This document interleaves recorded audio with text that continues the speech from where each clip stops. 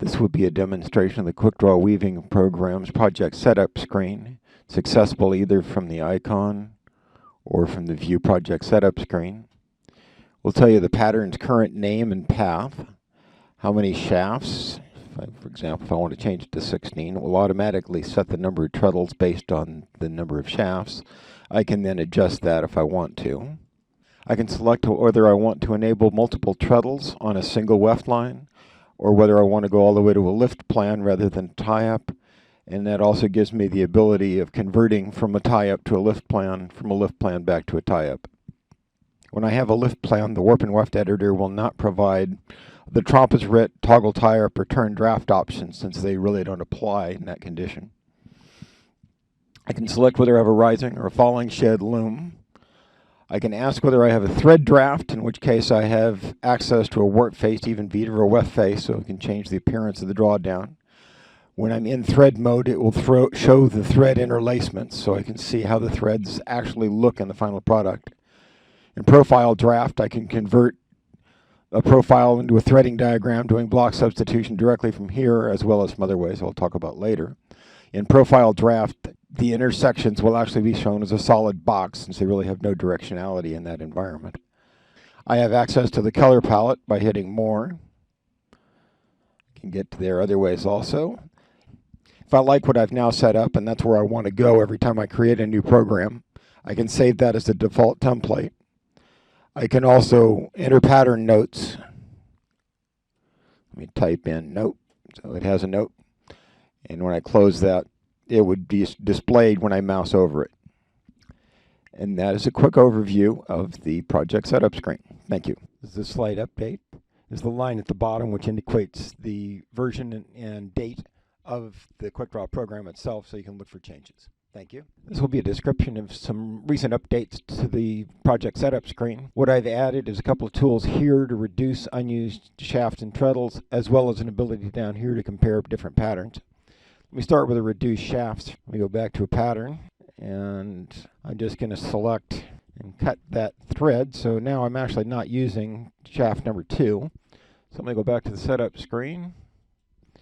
And if I do the mouse over, it's going to tell me in the box down here that the pattern contains 4 shafts. It's only using 3. It's got 6 treadles. It's only using 4. Let me hit the reduce both buttons, which simply would do both functions. What that is now done, I go back over here. It's now actually deleted those unused treadles and shafts to simplify the program. Now the next thing let me talk about is the ability to compare 2 files. These are 2 summer and winter treadlings. This one's an X, this one's an O off the same profile draft. So let me select one of them. As for the profile view, I'm going to set the reference pointer here so that it knows what to compare to. I'm going to come back to the other draft. Let me go to the compare patterns. What it's telling me is the name of the 2 patterns. They're both 8 shaft thread drafts, 8 treadles, same number of warps. They're both lift plans. Everything matches. The green box is over here telling me all of the warp threads match. The colors are the same. The thread sizes are the same. It's telling me there's a significant difference in the treadling. There's 72 threads, but they're treadled differently. It's also telling me that there's a little bit difference in color in the palettes. There's actually an extra color in one of the 2. Then it's also looking at the lowest level and telling me of the thread intersections. You'll notice in the corner here there's a warp showing. In this corner there's a weft showing. So out of those 4,000 thread intersections, it's actually going 2,160 of them mismatch. So it would actually tell me if the patterns match, even if the threading and treadling doesn't. So those are the update functions that are happening on that screen. And I'm done. I go back to done, and I'm back to a normal view. Thank you. Bye. This is a brief update to the Quickdraw Weaving Program's project setup page. The other thing that's been added here is the floating selvage control.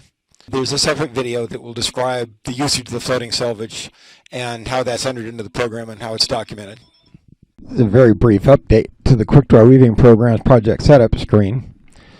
What has been added here is the drawing preferences for whether you want the threading and tie-up to be shown at the top or the bottom of the page, and whether you want the treadling to be shown on the left or the right, which is similar to looking at the back side of the fabric.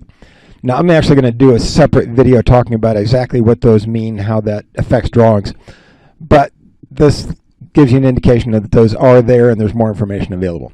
Thank you. This will be a brief update to the project setup screen talking about the warnings control here.